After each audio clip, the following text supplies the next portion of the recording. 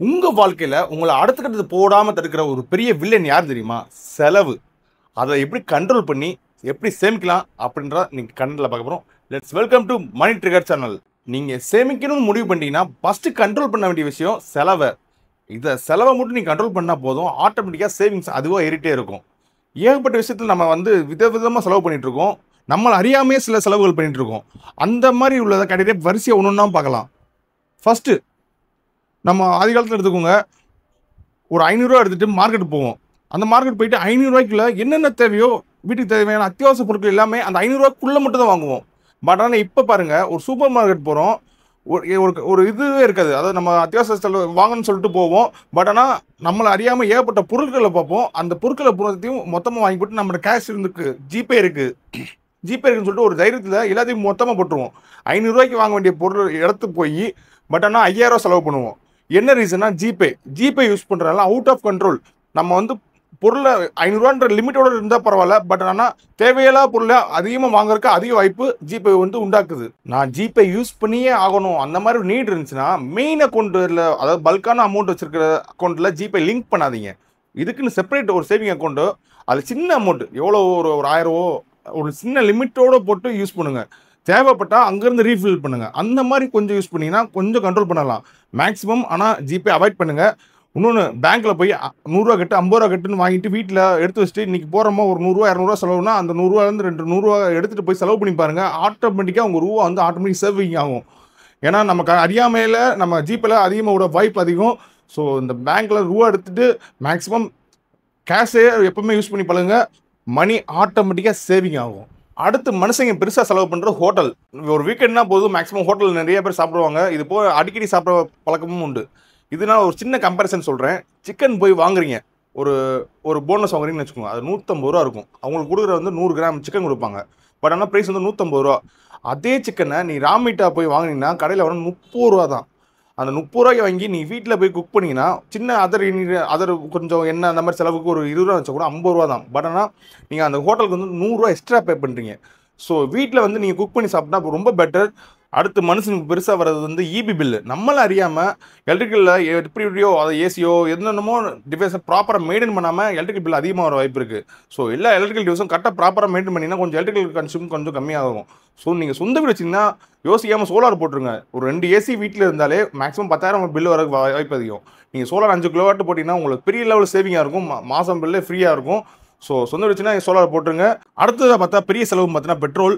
நம்ம எப்படினாலும் ஒரு வண்டிக்கு மினிமம் எல்லா வீட்லயும் ஒரு மினிமம் ஒரு வண்டியாவது இருக்கும். ஸோ அதுக்கு எப்படினா மாசம் ஒரு ரூ. 2000க்கு எப்படி தான் பெட்ரோல் போடுவோம். ஏன்னா எங்கிட்ட டிராவல் எப்படினா டிராவல் பண்ணி தான் ஆகும். ஸோ இதை அவாய்ட் பண்ணிட்டு எலக்ட்ரிக்கல் வெஹிக்கிள் நீங்கள் வாங்கிட்டீங்கன்னா உங்களுக்கு கிட்டத்தட்ட பார்த்தீங்கன்னா எலக்ட்ரிக்கல் சார்ஜ் போட்டிங்கன்னா ஒரு 4 யூனிட் தான் ஆகும். ஒரு 20 தான் இருக்கும். பட் 1 லிட்டர் பெட்ரோல் ரூ. 100 போகுது. ஸோ இது மூலம் நீங்கள் ஒரு ரூ. 80 சேவ் பண்ணலாம். ஸோ மேக்ஸிமம் எவ்வளோக்கு எவ்வளோ வேக முடியுதோ ஒரு நல்ல இவி வெஹிக்கிளாக மாறிக்கோங்க. அடுத்து பார்த்தா ஒரு ஏகப்பட்ட சப்ஸ்கிரிப்ஷன் நம்மள அறியாமல் பண்ணியிருப்போம். ஃபார் எக்ஸாம்பிள் நிறைய ஆடு பார்த்தீங்கன்னா நிறைய எஃப்எம்ஸ் வரும். இது ஏதாவது நம்ம ஆடு பார்த்து டக்குன்னு ஒரு வாட்டி பே பண்ணணும்னு சொல்லிட்டு பே பண்ணியிருப்போம். பட் ஆனால் நம்ம அந்த சப்ஸ்கிரிப்ஷன் ஆட்டோமேட்டிக்காக மந்த்லி போயிட்டுருக்கோம். ஸோ நம்மளை அறியாமல் போயிட்டுருக்கோம். நம்ம அக்சஸ் ஓகே கொடுத்துருப்போம். ஸோ இந்த மாதிரி லிஸ்ட் இருந்துச்சுன்னா அதை பார்த்து அவாய்ட் பண்ணிடுங்க. இந்த மாதிரி அதாவது கோர்ஸ் ஒரு ஆப்பில் ஏகப்பட்ட ஆப் இருக்குது. கேமிங் ஆப் என்னென்னமோ நிறைய வித்தியாசமாக இருக்குது. ஸோ மந்த்லி எதுக்கு ஆட்டோமேட்டிக் டெபிட்டட் எடுக்கிறாங்களான்னு பார்த்துக்கோங்க. ஏன்னா நீங்கள் ஒன் டைம் பண்ணியிருப்பீங்க, அடுத்து நீங்கள் பார்க்காம விட்டுருப்பீங்க, உங்களை அறியாமல் போயிட்டுருக்கும். ஸோ அதை கொஞ்சம் வாட்ச் பண்ணிக்கோங்க. அது இருந்துச்சுன்னா கொஞ்சம் பிளாக் பண்ணிக்கோங்க. ஸோ இது மூலம் ஒரு சின்ன அமௌண்ட் சேவ் பண்ணலாம். அடுத்தது பார்த்தீங்கன்னா மனுஷன் நம்மளை அறியாமல் கண்டமணி பொருட்கள் வாங்குறது. ஒரு பொருட்கள் நீங்கள் வாங்கணும் முடிவு பண்ணிட்டீங்கன்னா 24 மணி நேரம் யோசிக்கணும். அந்த பொருள் நம்மளுக்கு யூஸ் ஆகுமா, இப்போ அது தேவையா. இப்போ ஃபார் எக்ஸாம்பிள் உங்கள் கரியர், உங்கள் ப்ரொஃபஷனல், நீங்கள் ஒரு பிஸ்னஸ் ஏதோ ஒன்று ஒரு ப்ரொஃபஷனலாக இருப்பீங்க. ஒரு பொருள் வாங்க போகிறேன்னு முடிவு பண்ணிட்டீங்கன்னா ஒரு 24 மணி நேரம் யோசிங்க. அந்த பொருள் உங்கள் வருமானத்தை 2 மடங்கு ஆக்கும்னா உங்கள் ப்ரொஃபஷனலுக்கு அது இல்லைன்னா நீங்கள் இல்லை கொஞ்சம் ஃபீல்ட் அவுட் ஆயிடுவோம். இது இருந்தால் நம்ம நிறைய விஷயங்கள் பண்ணுவோம் அப்படின்னு சொல்லிட்டு உங்களுக்கு இம்பார்ட்டண்ட்டாக இருந்துச்சுன்னா யோசிக்காமல் நீங்கள் வாங்கலாம். பட் அதை விட்டுட்டு ஒரு என்டர்டைன்மெண்ட் இப்போ டெம்பரரியாக சந்தோஷத்தை கொடுக்குதுன்னு சொல்லிட்டு ஆகணும்னு யோசிச்சிங்கன்னா அந்த மாதிரி இதெல்லாம் மேக்ஸிமம் அவாய்ட் பண்ணிடுங்க. ஸோ உங்களுக்கு ஏன்னா அடுத்த கட்டத்துக்கு போகும்போது உங்கள் வருமானத்தை 2 மடங்கு ஆக்குறப்ப ஒரு சில பொருட்கள் இம்பார்ட்டன்ஸ் நீங்கள் வாங்கியே ஆகணும். ஸோ அதுக்கு நீங்கள் கிரெடிட் கார்டை கூட யூஸ் பண்ணலாம். இந்த இடத்துல கிரெடிட் கார்டு அதுவும் கொஞ்சம் கால்குலேஷன் கரெக்டாக பிளான் பண்ணிக்கோங்க. எதுக்குன்னா அந்த ஒரு நீங்கள் மாதம் பே பண்ணுற அமௌண்ட்டு அதை தாண்டி அது 2-3 மடங்கு உங்களுக்கு வருமானத்தை கொண்டு வந்துச்சுன்னா நீங்கள் தாராளமாக கிரெடிட் கார்டை யூஸ் பண்ணி பர்ச்சேசிங் பண்ணிக்கலாம்.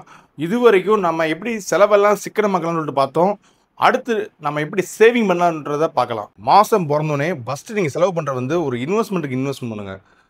அதாவது பார்த்தீங்கன்னா ஒரு 20% தனியாக இந்த ஒரு 30,000 வருதா, ஒரு 6,000 தனியாக ஒதுக்கி வச்சுருங்க. அந்த மாதிரி இந்த வருஷத்தில் நீங்கள் கோல்டில் ஒரு 6,000 7,000 அப்படியே இன்வெஸ்ட் 1 கிராம் வாங்கி போட்டுருந்தீங்கன்னா இப்போ அது கிட்டத்தட்ட 12,000 ஒரு பெரிய லெவலுக்கு வளர்ச்சி உங்களுக்கு கொடுத்துரும். ஸோ இது கோல்டு மட்டும் இல்லை, ஏகப்பட்ட கேட்டகரிஸ் இருக்குது. ஷேர் மார்க்கெட், மியூச்சுவல் ஃபண்டு, என்னென்னமோ எப்படி சின்ன சின்ன பேங்க் இன்வெஸ்ட்மெண்ட்டு அப்படி ஏகப்பட்ட இது இருக்குது. ஸோ உங்களுக்கு எது பிடிச்சிருக்கு, உங்களுக்கு எது மேலே ட்ரஸ்ட் இருக்குது அப்படின்னு சொல்லிட்டு உங்களுக்கு ஏற்ற மாதிரி நீங்கள் இன்வெஸ்ட்மெண்ட் பண்ணுங்கள்.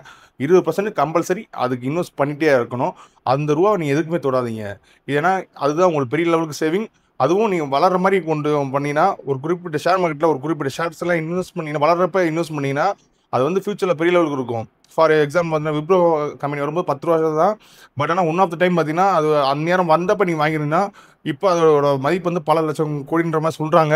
ஸோ இந்த மாதிரி ஒரு கார்பரேட் கம்பெனி நல்ல ஒரு வளர்ச்சியோட கொஞ்சம் இன்னும் இன்வெஸ்ட்மெண்ட் பண்ணிட்டு ஒரு 30 வருஷம் நீங்கள் வெயிட் பண்ணிங்கன்னா நல்ல ஒரு பின்னாடி மரம் மாதிரி வளர்ந்துருக்கும். வாரன் பஃபெட் சொல்லுவார், மொத்தமாக ஒரே ரூபாயில் ஒரே இடத்துல இன்வெஸ்ட் பண்ணாங்க.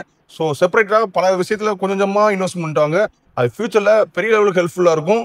ஸோ நல்லா பார்த்து என்னென்ன ஷேரோ என்னென்ன இதிலோ பார்த்து கேர்ஃபுல்லாக இன்வெஸ்ட்மெண்ட் பண்ணுங்கள். மாதம் என்னால் 20% இன்வெஸ்ட்மெண்ட்டோ சேவிங்கோ பண்ண முடியாது, என்னோடய சூழ்நிலை வேறு மாதிரி, என்னோடய மாத சம்பளம் மொத்தமும் என்னோடய அத்தியாவசிய செலவுக்கே போயிடுது, இந்த மாதிரி சூழ்நிலை நீங்கள் இருந்தீங்கன்னா உடனே என்ன பண்ணணும்னா செகண்ட் இன்கம் ரெடி பண்ணணும். அது எப்படி? சின்னதாக பார்ட் டைம் நீங்கள் ரெகுலர் ஒர்க் ஒன்று போயிட்டுருப்பீங்க, பார்ட் டைமாக சின்னதாக ஏதாவது ஸ்டார்ட் பண்ணிடுங்க. ஃபார் எக்ஸாம்பிள் ஒரு யூடியூப் சேனலோ, உங்களுக்கு போஸ்ட் டிசைன் இருக்கோ, ஒரு டிஜிட்டல் மார்க்கெட்டிங்கோ, உங்கள் ஸ்கில் என்ன, ஒரு ஆரி லேடிஸ்க்கு ஆரி ஒர்க்கு, இந்த மாதிரி ஏகப்பட்ட ஸ்கில் நான் ஏகப்பட்ட விஷயங்கள் சொல்லலாம். பட் ஆனால் ஒவ்வொருத்தவங்க ஒரு தனித்தனி திறமை இருக்கும். அதை பார்ட் டைமில் எப்படி பண்ணலான்னு நீங்கள் யோசிங்க. செகண்ட் இன்கம் கண்டிப்பாக ரெடி பண்ணிங்க. கண்டிப்பாக நம்மகிட்ட இருக்கிறது வந்து உழைப்பும் டைமும் தான். நல்லா உழைங்க, செகண்ட் இன்கம் ரெடி பண்ணுங்கள், நல்லா இன்வெஸ்ட் பண்ணுங்கள். ஸோ எக்கனாமியில் உங்களோட எக்கனாமி நல்லா க்ரோ பண்ணுங்கள். ஃபைனலாக ஒரு விஷயம் சொல்லிக்கிறேன், மாதம் பிறந்தா இஎம்ஐ கட்டவா இல்லை சேமிக்கவா அப்படின்னு நீங்கள் தான் முடிவு பண்ணணும். ஓகே, இந்த வீடியோ பிடிச்சிருந்தா லைக் பண்ணுங்கள், ஷேர் பண்ணுங்கள், மணி ட்ரேடர் சேனலை சப்ஸ்கிரைப் பண்ணுங்கள்.